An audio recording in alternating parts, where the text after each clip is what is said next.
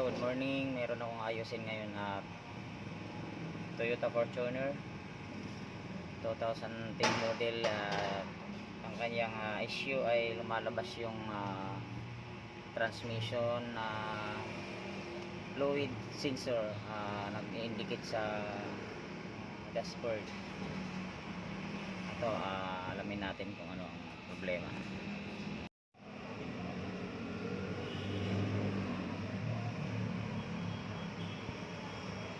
Click test.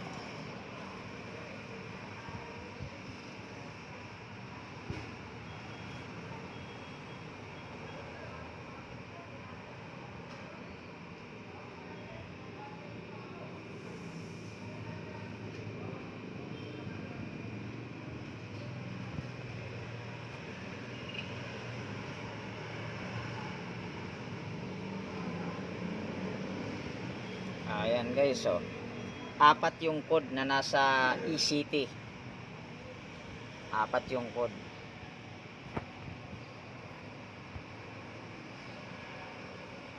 Ayan. Nasa ECT siya.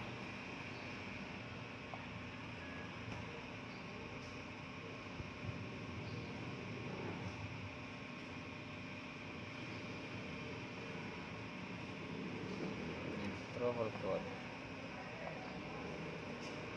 Trouble code. Oh, ayan. Igniter. Wala sa preset and history. Transmission fluid temperature sensor circuit. Ayan. P0713 saka P0713, P110 pending, saka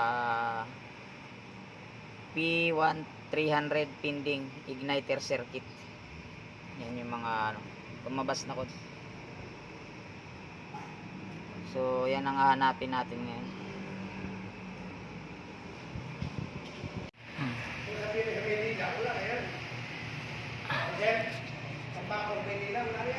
Ito guys, ito putol yung kanyang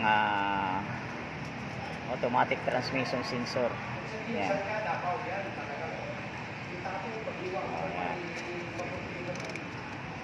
Kaya sa nag-indicate doon guys kasi putol. So tama nga yung sabing circuit problem. Ito yung dulo.